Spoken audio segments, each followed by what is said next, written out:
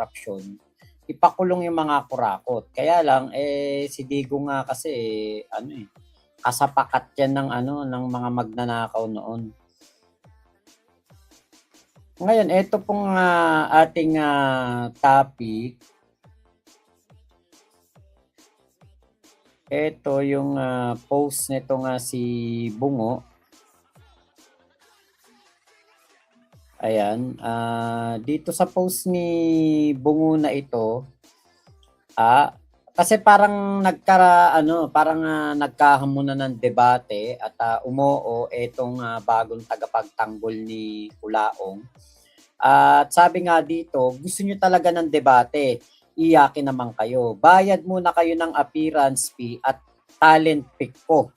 Bibigyan ko kayo ng malaflip-top na gera. Bangungot TV, mag-ingay. O yun. Si Bungot TV po ang pinapatungkulan nito.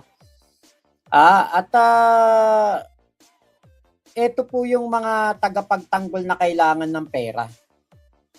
Ito yung mga vlogger na susulpot para pagkakitaan si Culaong. Kasi ako nung time na nagtatanggol ako kay Culaong, hindi ko naman inaakala nakikita ako ng napakalaki. As in, ang laki-laki ng kinita ko kay Culaong. Hindi ko inaakala yun. Hindi ko alam na ganun pala kalaki ang pwede kong kitain. Kasi sa aking motovlogging, parang pinakamalaki ko ng kinita 100,000 o 200,000 pesos eh. Nung kay Culaong, kalahating milyon ang kinikita ko isang buwan noon sa pagbablog kay Culaong. Sino mo mag-aakala noon? Ako naman, nag-vlog lang naman ako ng kung ano yung nasa puso't isipan ko. Yung paniniwala ko noon kay Culaong, naakala ko mabuting tao, akala ko talaga pilantropo, tumutulong talaga. Yun pala, budol. Hindi ko alam na budol pala si Culaong. Ngayon, etong taon to, lumabas ngayon, kasi siguro may nagsabi sa kanya, oy, vlog ka ng Culaong kasi pwede kang kumita, pwede kang ma-monetize. Kasi kung mapapansin po ninyo, bagong-bago lang yung kanyang page at meron lamang siyang 24 na follower. Bakit 24 lang ang follower niya? Hindi po aakyat ang follower ng mga ganitong tao dahil unang-una, ang pinagtatanggol po niya ay kriminal. Kung ito, lumabas po noong panahon na sikat pa si Culaong, ano na to? Lulusawin to talaga ni Bungo. Hindi po uubra to kay Bungo. Kahit ngayon, magarap sila, lulusawin ni Bungo to. Magkakanda utal-utal to, mag-choke to, hindi to yung sasabihin malaflip-top. Malabo. Wala nga alam to eh. Wala nga tong alam sa kung ano ang sitwasyon ni Culaong, kung ano ang mga kinakaharap na problema ni Culaong. Kasi kung may alam to, hindi niya ipagtatanggol si Culaong. Unang-una, si Culaong po ay patong-patong ang problema, napakaraming kaso na kinakaharap. At mismong si Culaong po ay sumuko na sa SOCMED. Tapos ikaw, lalabas ka pagtatanggol mo yung taong sumuko na sa SOCMED. Sumulpot na kabote, yun nga, Kuya Henry, Kuya Edison, hello po. Ate Ayumi, ayun na.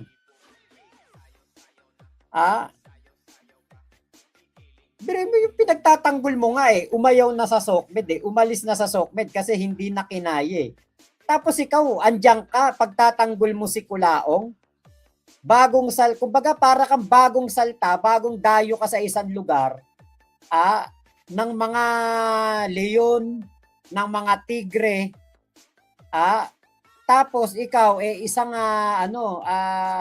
isa kang daga na pumunta sa kulungan ng mga leon at tigre. Hindi ba niya alam kung gaano ka toxic ang labanan dito? Kung gaano ka hirap ipagtanggol si Culaong? Diba? tayo, ano kasi tayo dito parang nakabantay na lang tayo kay Kulaong, naghihintay na lang talaga tayo ng pagkakaoblo ni Kulaong na talagang bulok na bulok sa kulungan. Parang good vibes na lang na pinagtatawanan na lang natin si Kulaong, yung pagbagsak ni Kulaong ano na sa atin kumbaga parang wala na lang di ba? Tapos papasok pa tong taon to na akala mo kayang-kaya niyang ibangon si Kulaong. Si Kulaong nga lubog na sa kumunoy, anit na lang ang kita. Ang lubog ni Kulaong sa kumunoy hanggang bumbunan na, anit na lang yung kita. Paano mo pa maiaahon sa kumunoy ang isang tao na siya mismo ang nagbaon sa sarili niya? Kaya hindi worth it. Hindi worth it na lalabas ka, magtatatanggol ka kay Kulaong, tapos wala kang alam ang mga pinagsasabi mo. Mga pinagsasabi mo walang kakwenta-kwenta. Dito sa post niya na ito, para niya lang ding sinabi, ako'y nagtatanggol kay Kulaong para sa pera, bayaran niyo ko. As simple as that. Ganun lang kasimple. Puti sana kung tong taon to may 1 million subscriber o 1 million follower sa Facebook at YouTube. Baka maniwala pa ako, worth it, bayaran. Pero yung ganito, na malaki pa nga kutong lupa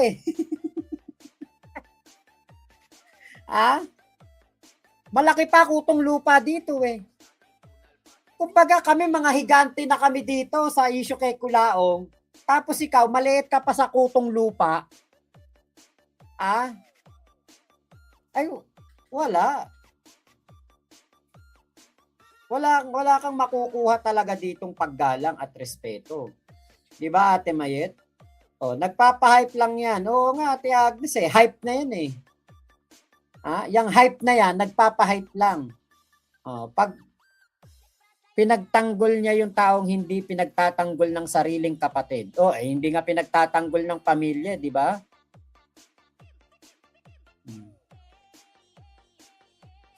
Nagpapapansin lang, Boss Mac yan, hindi papatulan ni Bungo yan. Hindi, pinapatulan nga ni Bungo Gusto nga durugin ni Bungo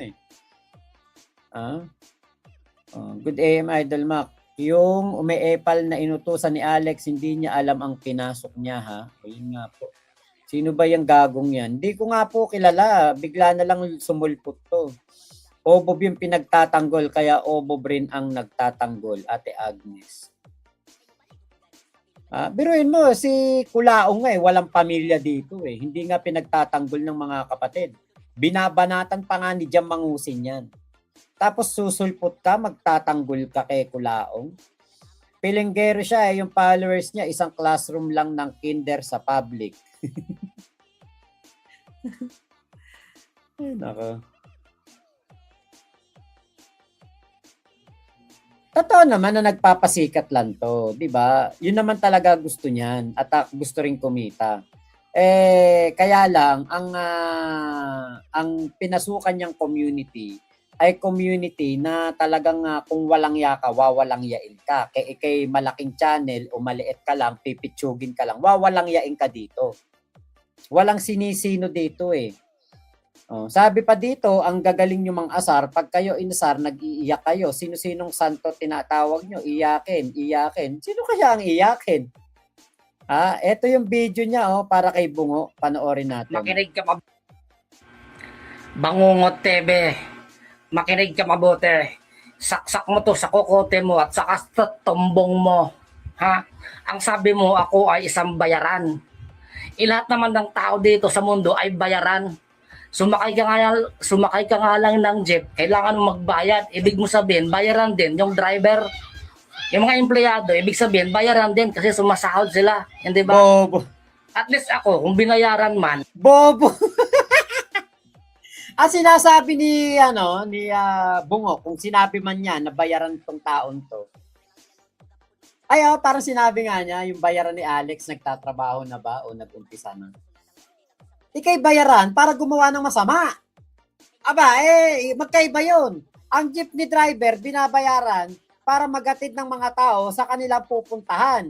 Ikaw, kung ialin tulad mo ang driver sa'yo na binabayaran, baka ikaw yung driver ng mga sindikato na nagdadrive para sa mga bank robbery hold-up gang. Yun. Mga ganon ang katulad mo. Ika'y binabayaran na sa mga riding in tandem. May bibirahin yung angkas, ikaw yung nagdadrive. Yun, ganon. Ika'y binayaran para gumawa ng masama.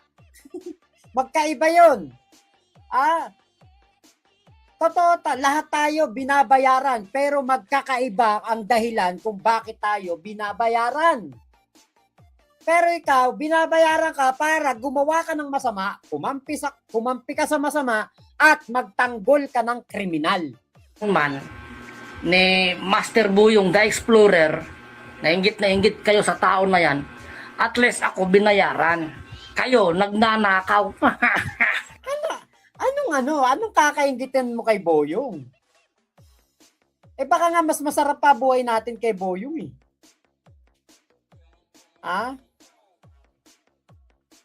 Alam nyo si Boyong lumabas sa KMJS. Kita nyo after that, hindi na siya kontento. Bakit? Yun ang isa sa sumasalamin na si Alex ay hindi masaya sa buhay niya. Nasa kanya lahat siguro ng kayamanan, pera. Pero walang nagmamahal sa kanya. Kailangan pa niyang makipag-usap o kumontak ng mga walker para lang masatisfy ang kanyang sarili. So bakit ka maiinggit kay Boyong? Tayo lahat dito. Masaya tayo sa mga pamilya natin. Masaya tayo sa mga asawa natin. Masaya tayo sa mga anak natin. Si Boyong, masaya ba siya? Bakit kailangan pa niya makipagkaibigan kay Kulaong kung masaya siya sa buhay niya? Kung si Alex ay masaya sa buhay niya, bakit kailangan niyang makipagkaibigan sa kriminal? At ikaw naman, The Bank. The Bank, makinig ka, The Bank. The Bank, kasa ka, The Bank. Naghamon ka sa akin. Master Boyong the Explorer, panoorin mo itong sinabi ni The Bank ko. Sabi niya, Rogelio Santiago, ang gwapo na tao. Tayo na lang magkita sa Okada, tignan natin yung galing mo. Nakikipagkita ka sa akin. Magpatuloy nga, hindi mo kayang gawin. Hindi mo mapakita yung mukha mo, 'di ba? Ano, pupunta ako doon? Kung tumapat sa akin si Manny Pacquiao, makikipag-sparring sa akin, sasabihin niya ako si The Bank. Ito talaga mga tauhan ni Kalbo Mga DDS na kulto na walang utak, 'di ba? Kalbo ko, yung tauhan mo, ayusin mo, Wala kang pinag-iba kay Mike Defensor at saka 18X Marine, mga pol-pol. May kalbo sa ilalim ng tulay, walang buhok. May kalbo sa ilalim ng tulay, na-stroke. Tong, tong, tong.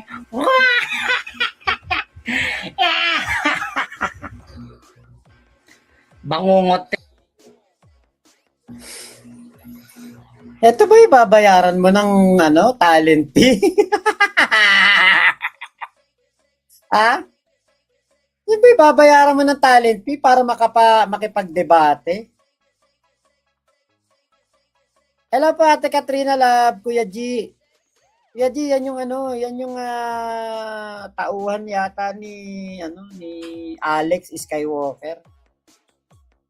Nagpapasikat, mukha naman tanga. Gaya-gaya po tumaya kay Bungo. Oo nga. Walang kwenta mga pinagsasabi. Sarap paglaruan yan, Mac. Iiyak yan sa'yo. Walang kakwenta-kwenta yung mga pinagsasabi.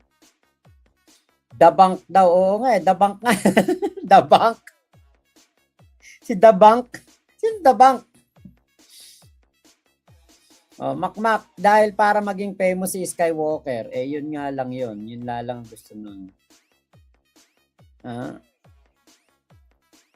Mukhang binuga ng bulkan na kumukulong laba, sunog ang muka. Atenin Palandicho, hello po Okay, durog nga si Doc Ron, maraming followers siya, parang hindi well known sa SOCMED, malaking obob. Romel Prias. Ituwid niya mga muna dila niya, saka nagbabakil pa pag nagsasalita, halatadong kinakabahan. Bob, i-compare ba naman sa jeepney driver, Diyos mio Marimar? Yun nga Ate Jonah. Walang ano to. BBM vlogger ba yan? Parang ano, hindi ano to, sumasakay lang tong gagon to. Alex Gonzaga, baka kasali ka sa kakasuhan map. Bobo ka ba? Bobo ka ba? Alex Gonzaga? Hindi ba ba alam kaibigan ko si The King saka si JC De La Cruz? Si Karen Whitmore, nakilala ko yan nitong i-interviewin na siya ni Makagago. Paano ko masasama sa kakasuhan? Bawal bobo dito ha. Huwag kang tatanga-tanga dito. Alex Gonzaga. Kaya tanga-tanga mo. Di sana sinabi na sa akin ni The King saka ni JC na ako'y kasama sa kakasuhan. Hindi nga ako kilala ni Karen Whitmore Tanga. Nito lang ako nakilala ni Karen Whitmore. Bobo. Nako. Yan yung yan yung mga mga matagal ng insecure at matagal ng mengit-ngit ng galit sa akin. Yan yung mga nung mga panahon ng pandemya hindi makaporma sa akin kasi ako yung sikat na sikat noon nung panahon ni Kulaong. Ako yung number 1 vlogger ni Kulaong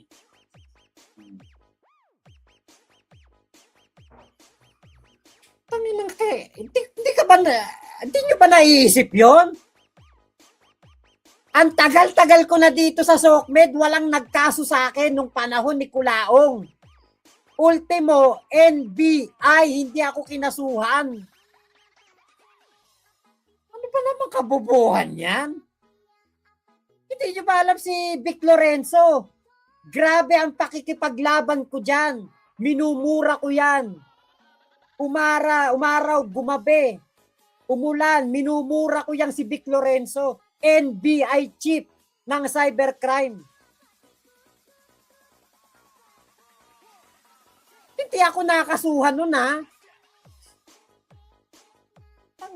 Tanga-tanga talaga nitong mga bobong na to.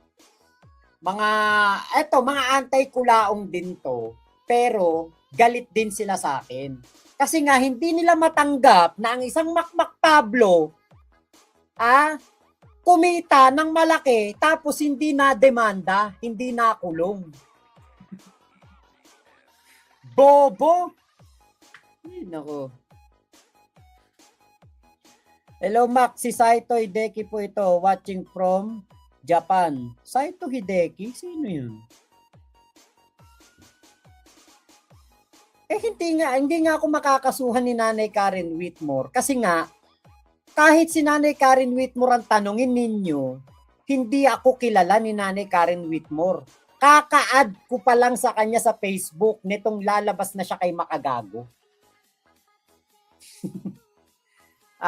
Tignan ko yung yung una naming una kong chat kay kay Nay Karen Whitmore.